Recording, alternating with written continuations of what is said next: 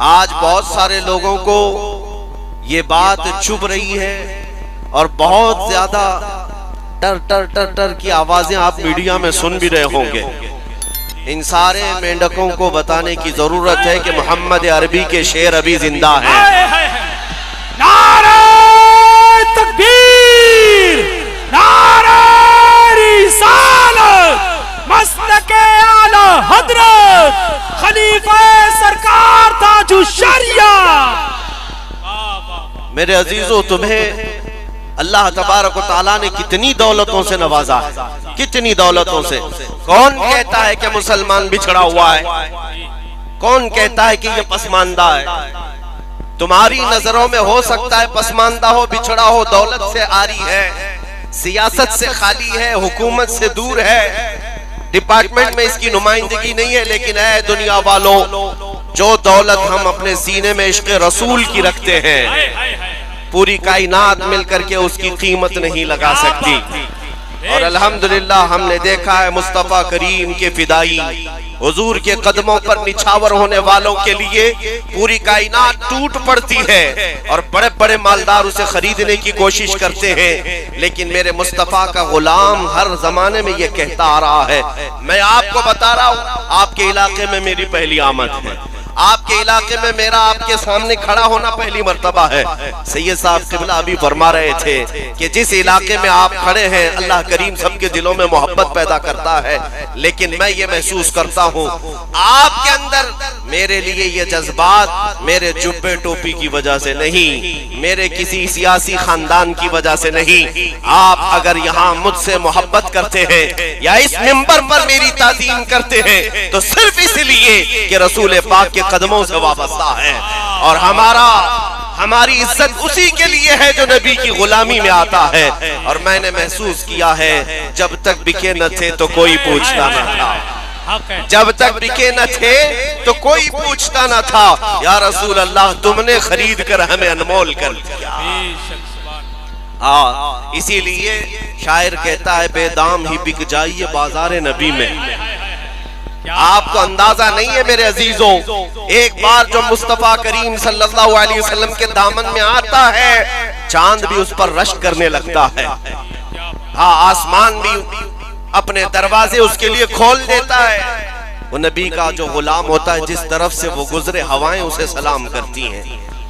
तुम्हारे पास बड़ी दौलत नबी पाक की गुलामी की है, बस सिर्फ और सिर्फ बात इतनी हो गई कि इस जालिम दुनिया ने तुम्हारे गले से वो पट्टा खींचने की कोशिश की, जो गुलामी का पट्टा तुमने सदियों से मेरे मुस्तफा की गुलामी का अपने गले में डाल रखा है। इस पट्टे को कभी निकालने मत देना।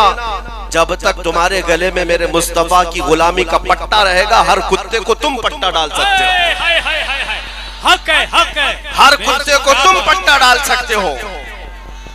और दुनिया भर ये जानती है कि नबी के जैसा कोई नहीं था। अगर मैं एक लिस्ट आपके सामने पेश करूं, हिंदुओं के बड़े बड़े जो उनके गुरु रह चुके, ईसाइयों के जो बड़े बड़े पादरी रह चुके, या फिर सिखों के बड़े बड़े जो उनके गुरु हो चुके, इन सब की तहरीरें मौजूद हैं।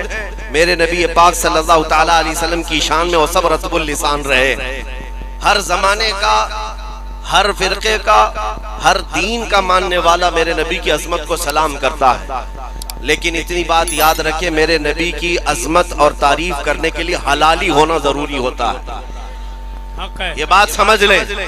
नबी पाक सल्लल्लाहु ताला अलैहि वसल्लम की अजमत सूरज से ज्यादा रोशन है। दिन में सूरज निकल जाए और अगर कोई कहे कि सूरज काला है तो आप उसे क्या कहेंगे? सिवाय तेरे कालेपन के और कुछ नहीं हो सकता। सूरज तो रोशन है, सूरज रोशन है। लेकिन मेरे नबी पाक की शान में अगर कोई उंगली उठाता है तो ऐ सुन्नियों, कुरान की जुबान में मैं बताता हूँ कि जिसने भी गुस्ताखी की या हुजूर की सीरत पर उंगली उठाई, कुरान के फार्मूले के एतबार से वो हलाली नहीं हो सकता। उसकी माँ ने खता किया हो। कुरान में अल्लाह फरमाता है, जिसने रसूल को गालियां दी वो जिना से पैदा होता, जिना से पैदा होता है। तहकीक करने की जरूरत नहीं, वैसे ही सामने आ जाएंगी बातें। जितने गुस्ताख होंगे उनकी सारी हकीकतें बाहर आ जाएंगी। एक मर्तबा मेरे अजीजों, आपको मैं ये बात बता दूं, हुजूर की इज्जत पर पहरा देना, अगर अल्लाह करीम ने तुम्हें इस खिदमत के लिए मुंतखब कर लिया तो अपने एजाज पर फख्र करो कि ये खिदमत आम आदमी के जिम्मे नहीं दी जाती। अल्लाह जिसे पसंद करता है उसे अपने महबूब के लिए चुनता है। बेशक हक है। अगर हुजूर की मोहब्बत के लिए तुम्हें चुना गया या उनकी इज्जत पर पहरा देने के लिए चुना गया तो फख्र करो और शुक्र करो, इसलिए कि नबी पाक का डिफेंस करना और दिफा करना खुद मौला करीम की सुन्नत है, अल्लाह करीम की सुन्नत है। मैंने सूरह पढ़ी आपके सामने, इन्ना आतैना कल कौसर। तवज्जो, हुजूर पाक सल्लल्लाहु तआला अलैहि वसल्लम के 3 बेटे पैदा हुए, हजरत कासिम, हजरत अब्दुल्ला, हजरत इब्राहिम।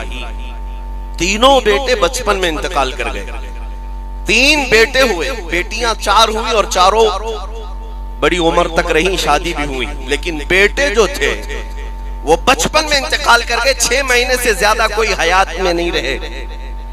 अब आपको मैं ये बात बताता हूं, जाहिलों के हाँ यही रिवाज है कि नस्ल जो है वो बेटे ना होंगे तो खत्म हो जाएगी। इस तरह के ताने मक्का के कुफ्फार भी देने लग गए। अबू लहब ने एक कड़वा जुमला कहा मेरे नबी पाक की शान में। हुजूर पाक सल्लल्लाहु तआला अलैहि वसल्लम को उसने कहा कि वो अबतर है, अक्ता है, यानी नस्ल कटी हुई है, मोहम्मद की नस्ल नहीं चल सकती। बेटे थे, खत्म हो गए। हुजूर पाक सल्लल्लाहु तआला अलैहि वसल्लम को ये बात किरा गुजरी। अल्लाह के हबीब सल्लल्लाहु तआला अलैहि वसल्लम को जालिम ने ताना मारा। जानते हैं मेरे नबी के दिफा में, डिफेंस में कौन सामने आया? कोई नहीं बल्कि खुदाए कदीर व जब्बार आयत उतारता। कुरान में आयत और पूरी सूरह आ गई, इन्ना आतैना कल कौसर, ए महबूब हमने आपको कौसर अता किया है। फसल्ली लिरब्बिका वनहर, अपने रब के लिए इबादत करें, कुर्बानी करें। अब आखिर आयत में अल्लाह फरमाता है, ए महबूब आप कटी हुई नस्ल के नहीं, इन शानिअका हुवल अबतर, आपका दुश्मन कटी हुई नस्ल का है। कौन कहता है? अल्लाह। आपका दुश्मन कटी हुई नस्ल का है। अबू लहब ने मेरे आका को कटी हुई नस्ल का कहा था और मौला ने अबू लहब के लिए फरमाया, आज ए सुन्नियों, ए मेरे जवानों, आपसे मैं कहता हूँ जरा चिराग लेकर पूरी कायनात में ढूंढ करके दिखाओ अबू लहब के बेटे कहाँ रहते हैं, उसकी बेटियां कहाँ रहती हैं, उसकी औलाद कितनी है, उसके खानदान कितने हैं। तुम्हें एक जगह से एक बच्चा भी नहीं मिलेगा। अबू लहब खत्म हुआ, उसकी औलाद भी उसी जमाने में खत्म हो चुकी। लेकिन जिस खित्ते में भी जाओगे मेरे आका की औलाद, सादात और आले रसूल हर जगह नजर। बेशक हक है। और अल्हम्दुलिल्लाह जितने मिंबरों पर से मैंने खिताब किया, आज तक शायद कोई मिंबर ऐसा हो जिसमें आले रसूल ना होते हो, मेरे आका की औलाद ना होती हो। अल्लाह करीम अपने नबी के दिफा में फरमा रहा है, नबी आपकी नस्ल नहीं कटी बल्कि आपके दुश्मन की नस्ल कटी है। इसी तरह आज भी मैं कहता हूँ जो जालिम भौंक रहे हैं या अबू लहब की तरह कटी हुई नस्ल के हैं, चंद दिनों के बाद देखना अखबारों में भी इनका तज़किरा नहीं रह जाएगा, कहीं किसी की जुबान पर इनका निशान भी नहीं रहेगा। और अगर कुछ बाकी रहेगा यूं ही उनका चर्चा रहेगा, यूं ही उनका चर्चा रहेगा। बड़े खाक हो जाएं जल जाने वाले। या रसूल अल्लाह तू घटाए से किसी के न घटा है न घटेगा, जब बढ़ाए तुझे अल्लाह ताला तेरा। मिट गए मिटते हैं मिट जाएंगे आधा तेरे, न मिटा है न मिटेगा कभी चर्चा तेरा। मेरे आका सल्लल्लाहु तआला अलैहि वसल्लम पर भौंकने वाले बंद हो गए, खत्म हो गए।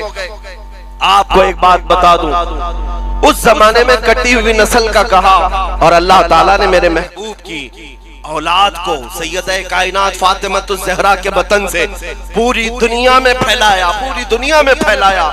और आज पूरी दुनिया में 1400 साल से अगर कोई नस्ब सबसे ज्यादा महफूज है तो मेरे नबी का नस्ब है। हुजूर पाक की आल, इनके शिजरे महफूज, इनके बाप दादा महफूज, इनके खानदान महफूज, बाकी किसी के खानदान महफूज नहीं। अल्लाह करीम ने अपने रसूल के खानदान को महफूज रखा है, बल्कि रिवायात में है कयामत के दिन भी रसूल पाक की आल और उनका खानदान महफूज होगा। अब सुनिए, मैंने आयत पढ़ी ना, इन्ना अअतैना कल कौसर, बेशक ऐ महबूब हमने आपको कौसर अता किया। कौसर क्या चीज है ये? आपने तो हौज़े कौसर का नाम सुना होगा। हौज़े कौसर वो एक ऐसी नहर है जो क़यामत के दिन मेरे आका को दी जाएगी, जिसका पानी शहद से ज्यादा मीठा और दूध से ज्यादा सफेद। मेरे आका अपने हाथों से उस नहर से अपने उम्मतियों को पानी पिलाएंगे, जो एक बार पिएगा वो कभी प्यासा ना होगा। इस हौज़े कौसर का नाम सुना होगा, लेकिन मुफस्सिरीन फरमाते हैं यहाँ कौसर का माना कुछ और भी है। तवज्जो, मैं थोड़ी तशरीह करके समझाऊंगा, आप थोड़ी देर के लिए मेरी तरफ मुतवज्जो हो जाए। अरबी का ग्रामर आपको करीब ला करके मैं बताता हूँ। अरबी में जो लफ्ज होता है कलील, कलील का मतलब होता है थोड़ा, और उसका अपोजिट कसीर होता है। कलील का अपोजिट क्या होता है? कसीर। थोड़ी बहुत अरबी है मुसलमानों, आपको भी तो आना चाहिए। तुम ही तो कुरान वाले हो, तुम तो रसूल की जुबान वाले हो। जन्नत में भी यही जुबान चलनी है, कब्र में भी यही चलनी है। तो अरबी से आप वाकिफियत इख्तियार कर लो। थोड़े को अरबी में क्या कहते हैं? कलील। और ज्यादा को अरबी में कसीर कहते हैं। जैसे दिन का अपोजिट रात है, सफेद का अपोजिट काला है, लेकिन कलील का अपोजिट कसीर है। अब मैं मिसाल से समझाता हूं। 10 रुपये मेरे पास है तो इसको कलील कहेंगे, 100 रुपये है तो उसको क्या कहेंगे? कसीर। बात समझ में आ रही? 10 रुपये को कलील और 100 रुपये को कसीर। इसी तरह 1 रुपये को कलील, 10 रुपये को कसीर कहेंगे। अब और सुने, कलील के मुकाबिल में कसीर होता है, और कसीर से थोड़ा ज्यादा हो, कसीर से थोड़ा ज्यादा हो तो उसको अक्सर कहते हैं। क्या कहते हैं? अक्सर। यानी 10 रुपये के बदले में 100 नहीं, 1000 हो तो अक्सर हो गया, बहुत ज्यादा हो गया अक्सर। और अक्सर से भी ज्यादा हो तो उसे कौसर कहते हैं। यह अरबी का कायदा है। बात समझ में आ रही है? अब सुनो, हुजूर को अल्लाह ने क्या दिया, अपने नबी को रब ताला ने क्या दिया? कुरान कहता है ऐ महबूब हमने आपको कौसर दिया है। ये क्या है कौसर? अब हम देखते हैं अल्लाह की बारगाह में कलील क्या चीज है। तो कुरान कहता है कुल मताउद दुनिया कलील। महबूब आप फरमा दी, ये पूरी दुनिया का सामान कलील है, थोड़ा है। पूरी दुनिया जिसमें मैं भी आ गया, आप भी आ गए, ये सारे दरख्त, पेड़ पौधे, चरिंद परिंद, हैवानात, जिन्नात, जमीन आसमान, चांद सूरज सितारे सब आ गए। ये सारी चीजों को अल्लाह क्या फरमा रहा है? ये कलील है। क्या है? बात समझ में आ रही है? इस जमीन पर मौजूद सारी चीजें, सारी मखलूकात, सारी कायनात अल्लाह की बारगाह में कलील है। और कलील का अपोजिट क्या आता है? कसीर। यानी कि पूरी दुनिया से डबल हो तो उसे कसीर कहेंगे, और उससे भी ज्यादा हो तो अक्सर कहेंगे, अक्सर कहेंगे, और अक्सर से भी ज्यादा हो तो कौसर कहेंगे। अब अल्लाह फरमाता है महबूब हमने आपको ये पूरी दुनिया के बराबर कलील नहीं दिया, और न ही इसका डबल कसीर दिया, और न ही उससे ज्यादा कौसर दिया। जहां किसी का सहन भी नहीं जाता महबूब हमने आपको कौसर अता किया है, अक्सर भी नहीं कौसर। मेरे नबी करीम सल्लल्लाहु अलैहि वसल्लम को मौला ने क्या दिया अंदाजा भी नहीं कर सकते मेरे अजीज। वो हकीकत मोहम्मदिया को कोई नहीं पहुंच सकता। उस शान रिफात और उस शान रिसालत को बयान करते करते जुबानें थक गई, हलक सूख गए, कलम टूट गए, फिर भी उनकी सीरत का एक बाब मुकम्मल ना हो सका। हुजूर की तारीफ करने वाले आखिर में ये कह गए, लेकिन रजा ने खत्म सुखन इस पे कर दिया। खालिक का बंदा खल्क का आका कहूँ तुझे। ऐ मेरे अजीजों, शान रिसालत को मैं क्या बयान करूँ। जिनके कदम नाज का हाल ये है कि जिस जगह कदम रखे अल्लाह करीम उस इलाके की कसम याद फरमाए। ला उक़सिमु बिहाज़ल बलद, महबूब इस शहर की कसम। और हुजूर के चेहरे का हाल ये है, चेहरे मुबारक का हाल ये है कि नमाज पढ़ रहे थे। पहले मुसलमानों का किबला बैतुल मुकद्दस था।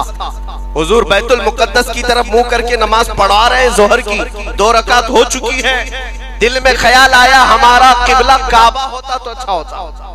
बैतुल मुकद्दस इस तरफ है, काबा इस तरफ।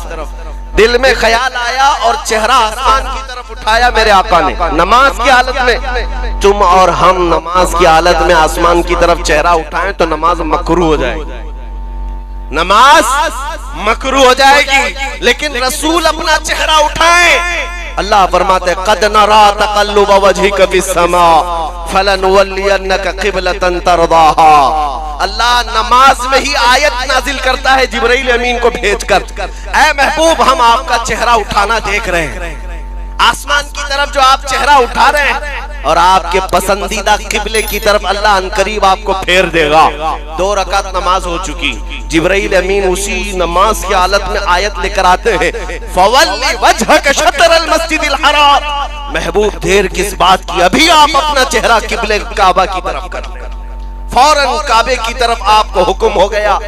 2 रकात बैतुल मुकद्दस की तरफ मुंह करके पढ़ा और 2 रकात खाने काबा की तरफ। और जब मेरे आका का चेहरा काबे की तरफ हो गया, अब कानून ये आया, अब क़यामत तक आने वाले हर मुसलमान का किबला काबा ही होगा, इसलिए कि चेहरा मेरे रसूल का काबे की तरफ होगा। चेहरा रसूल का काबे की तरफ हो गया, आप कोई उस किबले को बदल नहीं सकता। इस काबे को काबा किसी ने बनाया? काबा मुकद्दस और मुतहर जरूर है, अल्लाह का घर जरूर है, लेकिन हम सब मुसलमानों का किबला किसने बनाया इसे? ये मेरे मुस्तफा करीम के चेहरे मुबारक की शान है। इसीलिए आला हज़रत ने फरमाया कि इनको उनको क्या पूछते हो, मेरे नबी का मकाम क्या है? इन पाखंडियों से क्या सुनते हो, नबी की अजमत क्या है? हाजियों आओ शहंशाह का रोज़ा देखो, काबा को देख चुके काबे का काबा देखो, और से सुन तो रज़ा काबे से आती है सदा, मेरी आंखों से मेरे प्यारे का रोज़ा देखो। नारे तकबीर, नारे रिसालत, मसलके आला हज़रत खलीफा सरकार ताजुश शरिया। सुभान अल्लाह। कायनात की हर शय मेरे मुस्तफा करीम की अजमत बयान कर रही है। मेरे अजीजो हज़रत याला बिन मुर्रा एक सहाबी हैं, कहते हैं एक ग़ज़वे में हम गए थे, मेरी ड्यूटी लगी थी हुजूर की पहरेदारी। नबी पाक सल्लल्लाहु अलैहि वसल्लम जब आराम करते तो मैं झंडा लेकर खड़ा होता या तलवार लेकर खड़ा होता, मुजाहिदीन सिपाही सब सो जाते, मैं खड़ा रहता। हज़रत याला बिन मुर्रा कहते हैं कि मैंने रसूल करीम सल्लल्लाहु तआला अलैहि वसल्लम को देखा, हुजूर आराम कर रहे हैं और नींद लगी। मैं आपके सिराने के पास खड़ा रहा, मेरे हाथ में अलम था, परचम था या तलवार थी। सारे सहाबा धीरे धीरे सो गए।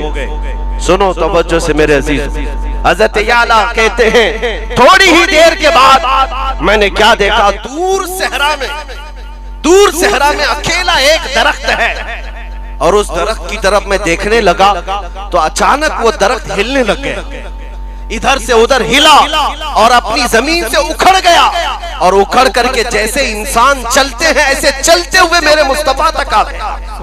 नबी पाक जब आराम कर रहे थे वो दरख्त करीब आया और कदमों की तरफ झुक गया और फिर वापस गया।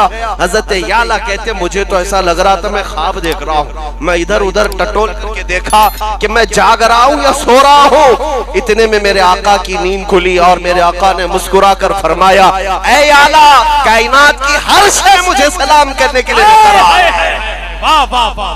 हुजूर पाक की अज़मत हर शय को मालूम है, सिवाय इन खबीस मर्दूदों के, इन कमीनों के, इन कुत्तों के जो जिना से पैदा हुए। इन्हें मेरे आका की अजमत का क्या इल्म। लेकिन मैं आपको बताना चाहता हूँ शान रिसालत क्या है, मेरे आका की रिफात और उनका मकाम और मर्तबा क्या है।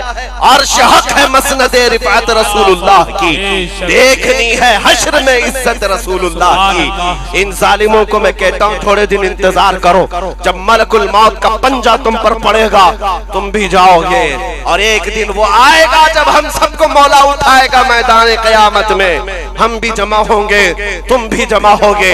देखा जाएगा फैसला क्या आता है अरहमुर राहिमीन की तरफ से। अहकमुल हाकिमीन जब फैसला करेगा, अल्हम्दुलिल्लाह हमें इस बात का एहसास हासिल है कि कयामत का जो मैदान है वो भी मौला ने किस लिए सजाया है। फकत इतना सबब है इन एकादे बज़्म महशर का कि उनकी शान महबूबी दिखाई जाने वाली है, उनकी शान महबूबी दिखाई जाने वाली है। उस दिन हम देखेंगे अल्लाह करीम के हुक्म से ईमान से दुनिया से रुखसत हुए तो हम रसूलुल्लाह के जन्नत रसूलुल्लाह। और इनका जो अंजाम होगा वो दर्दनाक अंजाम है। वो यहाँ से भी शुरू होगा, कब्र में भी, मरने के बाद भी और हश्र में भी होगा। जो नबी पाक की शान में भोंकते थे, जानते हैं अबू लहब किस अंदाज से मरा? ऐसी बीमारी लग गई थी कि उसके जिस्म पर कीड़े लगने लग गए मरने से पहले, और उसके बाद मर गया तो घर वाले उसे दफन करने नहीं ले गए, दफन करने नहीं ले गए। घर वाले अबू लहब की लाश को उठा करके एक गड्ढे में फेंक गए, क्योंकि मक्का की ये रिवायत थी, उनका रिवाज था जब कोई कोढ़ की बीमारी या फैलने वाली बीमारी उनके ज़ौन के मुताबिक किसी को होती और उस बीमारी में कोई मरता तो उसको कब्रिस्तान में नहीं ले जाते मक्का वाले, बल्कि ऐसे बीमार को एक गड्ढे में डालकर उस पर पत्थर डालकर चले जाते। बरसों के बाद मक्का वालों के पास ऐसी बीमारी आई जो अबू लहब को आई। वो गुस्ताखे रसूल था, मेरे आका की शान में गालियां देता था। दुनिया से गया तो सख्त बीमारी लेकर, जिस्म पर कीड़े लग चुके थे और घर वाले जनाजा उठाने को तैयार नहीं। और उसके बाद उसकी लाश को खींच करके लाया गया और एक गड्ढे में डालकर उस पर पत्थर बहुत सारे डालकर मक्का वाले चले गए। दुनिया में यह अंजाम तो शुरुआत है, ये दुनिया का जाहिरी अंजाम अभी शुरुआत है। क़यामत के दिन देखना है गुस्ताखाने रसूल का क्या होगा। उस अबू लहब की औलाद आज वो चाहे वो त्यागी की शक्ल में हो कि राफजी की शक्ल में हो, उस अबू लहब की नाजायज औलाद को मैं आज कहना चाहता हूँ, देखना तुम्हारा अंजाम भी शुरू होने वाला है। घर भी गया, बीवी बच्चे भी गए, नाम भी गया, दीन भी गया, अब बचा कुछ नहीं, मलकुल मौत का पंजा पड़ने वाला है। और उसके बाद दुनिया को ये मालूम होगा मेरे मुस्तफा की शान में तू भोंकता रहा और जलील कुत्तों की तरह मर गया, मगर मेरे आका की शान में एक नुक्ता बराबर भी फर्क नहीं आया। जब जब तुम जालिमों ने भौंकना शुरू किया है, अल्हम्दुलिल्लाह हमारे हर इलाके के बच्चे बच्चे की जुबान से लब्बैक या रसूल अल्लाह का नारा लगना शुरू हुआ। लब्बैक लब्बैक लब्बैक या रसूल अल्लाह, लब्बैक लब्बैक लब्बैक या रसूल अल्लाह, लब्बैक लब्बैक लब्बैक या नारे रिसालत। मेरे आका सल्लल्लाहु तआला अलैहि वसल्लम की शान। अब एक बात ये भी मैं बता दूं, कोई भी यहाँ पर ये हरगिज मत समझे कि हमारे ऊपर इनकी उनकी हुकूमत है। अल्हम्दुलिल्लाह हम फकीरों के दिलों पर ताजदार मदीना की हुकूमत है। हम ये मिनान तस्लीम कर दे या नहीं, हमारी रूह पर, हमारे दिल पर, हमारी जान पर हुकूमत मेरे मुस्तफा करीम की है। वो हमारे सुल्तान भी हैं, हमारे शहीनशाह भी हैं। नबी अकरम सल्लल्लाहु तआला अलैहि वसल्लम को हमने बादशाह हर जमाने का तस्लीम किया है। सुनो